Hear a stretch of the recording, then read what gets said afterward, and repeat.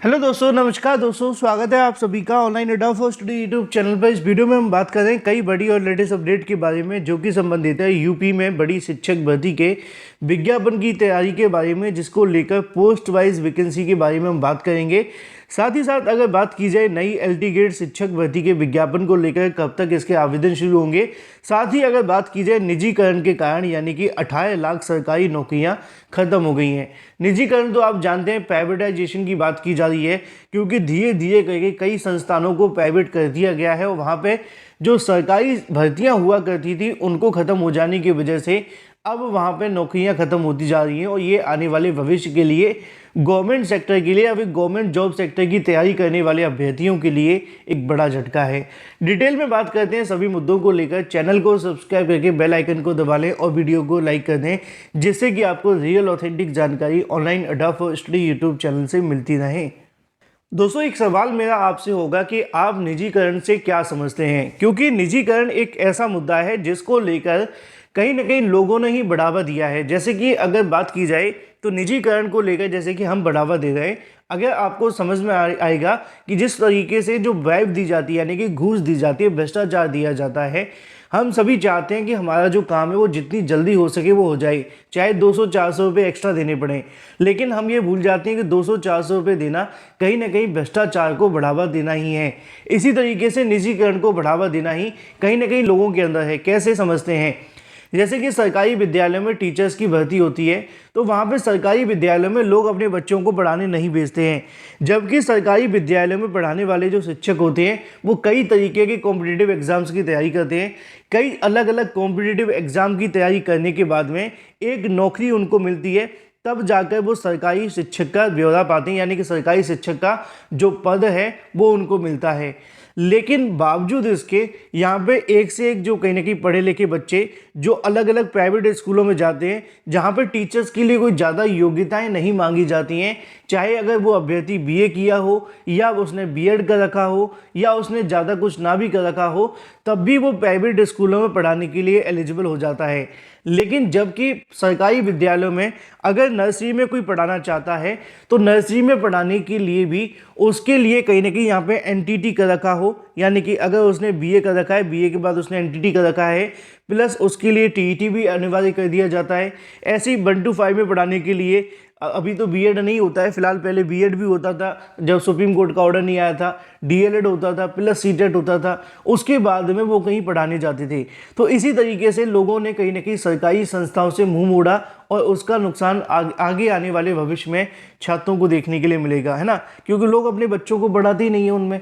दूसरा, सरकारी बैंकों के अंदर खाते नहीं खुलवाते क्योंकि उनका सिस्टम स्लो है ना। जैसे कि आप जानते हैं कैनरा बैंक को लेकर, इसके अलावा बैंक ऑफ बड़ौदा या फिर एसबीआई, इनमें लोग परेशान होते हैं, जबकि एचडीएफसी, आईसीआईसी बैंक ये आपका सारा काम घर बैठे कर देते हैं। आपको खाता खुलवाना हो तो आप एसबीआई में जाइए, काउंटर पर चक्कर काटने पड़ते हैं, जो कि सरकारी पॉलिसी है और उनको फॉलो करते हैं। लेकिन प्राइवेट बैंकों के अंदर ऐसे नहीं है। प्राइवेट बैंक वहाँ पे आपके एक दिन के अंदर ही सब कुछ करके दे देते हो, आपका टाइम बचा देते हैं।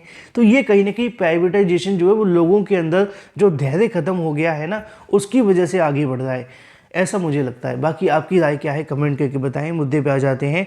मुद्दा है निजीकरण से 18 लाख लोगों की नौकरियां गई हैं।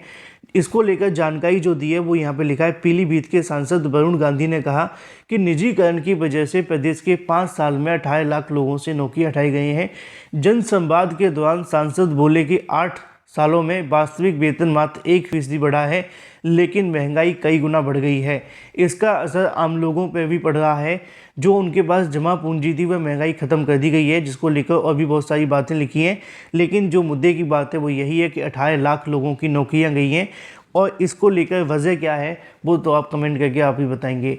बात कर लेते हैं अपनी अगली अपडेट के बारे में, जो कि संबंधित है यूपी में नई बड़ी शिक्षक भर्ती के बारे में। यूपी में नई बड़ी शिक्षक भर्ती को लेकर गणना शुरू कर दी गई है, यानी कि पोस्ट वाइज वैकेंसी के लिए यहाँ से तैयारी शुरू कर दी गई है। लिखा हुआ है उच्च शिक्षा में विभाग के अगर बात की जाए सूबे के राजकीय महाविद्यालय में असिस्टेंट प्रोफेसर के रिक्त पदों की गणना की कवायद शुरू कर दिया गया है। संयुक्त निदेशक डॉक्टर केसी वर्मा की ओर से सोमवार को सभी प्राचार्यों को पत्र जारी करके निर्देशित किया गया है कि सभी महाविद्यालयों में वैकेंसी गेट पोर्टल पर रिक्त पदों की सूचना 23 नवंबर को शाम 4 बजे तक अपलोड करेंगे। पत्र में कहा गया है कि राजकीय महाविद्यालयों में कार्य करने वाले प्रवक्ताओं के स्थानांतरण या सेवानिवृत्त होने से रिक्त होने वाले अथवा परिवर्तित होने वाले टीचर्स के एक पद की सूचना वैकेंसी गेट पोर्टल पर अपलोड करनी होगी और उसके बाद में जितने भी पद खाली होते हैं उसका विज्ञापन उत्तर प्रदेश लोक सेवा आयोग के माध्यम से निकाला जाएगा। यानी कि यूपीपीएससी के माध्यम से नई और बड़ी शिक्षक भर्ती को लेकर तैयारी शुरू कर दी गई है और ये आपको देखने के लिए मिलेगी गवर्नमेंट डिग्री कॉलेजों के अंदर नई प्रवक्ता शिक्षक भर्ती के बारे में। उम्मीद है कि इसका विज्ञापन तो कम से कम आ जाए यूपीपीएससी के माध्यम से। फिलहाल रिक्त पदों का डाटा मांगा गया है। चलिए बात कर लेते हैं अपनी अगली अपडेट के बारे में, जो कि संबंधित है खुशखबरी को लेकर लेखपाल भर्ती के बारे में। लेखपालों के 842 छात्रों को और मौका दिया गया है। उत्तर प्रदेश अधीनस्थ सेवा चयन आयोग में भर्ती प्रमाण पत्र मिलान के लिए 842 अभ्यर्थियों को अतिरिक्त बुलाया गया है। यह फैसला इसलिए लिया गया कि पद खाली न रह जाए। इन अभ्यर्थियों के प्रमाण पत्रों का मिलान 2 व 4 दिसंबर को आयोग के कार्यालय में किया जाएगा, जिसके बारे में जानकारी यहाँ पर दी गई है। बात की जाए अपनी अगली अपडेट के बारे में, जो कि संबंधित है नई एलटी गेट शिक्षक भर्ती के विज्ञापन के बारे में, क्योंकि इसको लेकर अभ्यर्थी काफ़ी लंबे समय से इंतजार कर रहे हैं। एलटी गेट शिक्षक भर्ती को लेकर दो तरह की जानकारी आती है। किसी में कहा जाता है कि एलटी गेट का विज्ञापन जल्द आने वाला है, तो किसी में कहा जाता है कि एलटी गेट शिक्षक भर्ती के अंदर विवाद है। इसी को लेकर जानकारी आपको यहाँ पर देखने के लिए मिल जाएगी। एलटी गेट शिक्षक भर्ती के लिए करना होगा इंतजार। भर्ती शुरू होने की आस में बड़ी संख्या में अभ्यर्थी ओवरएज हो चुके हैं। राजकीय विद्यालयों में एलटी गेट शिक्षक भर्ती के अभ्यर्थियों को अभी इंतजार करना होगा। शासन ने अब तक समकक्ष अहर्ता स्पष्ट नहीं की है। ऐसे में विद्यालय को मौजूदा सत्र में नए शिक्षक मिल पाना मुश्किल है। उत्तर प्रदेश लोक सेवा आयोग के पास तकरीबन साल भर से एलटी गेट शिक्षक भर्ती के 6000 से अधिक पदों का अध्याचन पड़ा है।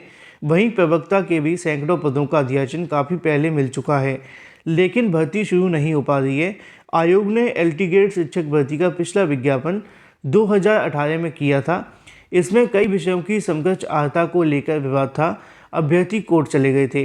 कला विषय के सैकड़ों अभ्यर्थियों का चयन निरस्त कर दिया गया था। वह हिंदी विषय में भी अभ्यर्थियों का चयन फंस गया था।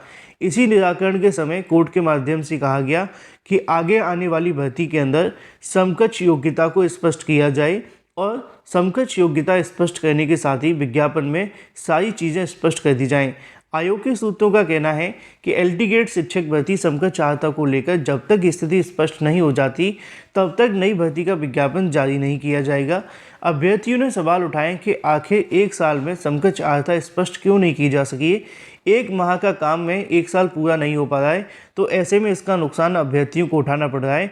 बड़ी संख्या में अभ्यर्थी ओवरएज भी हो गए हैं। फिलहाल एलटी गेट को लेकर दो बातें समय समय पर निकल कर आती रहती हैं।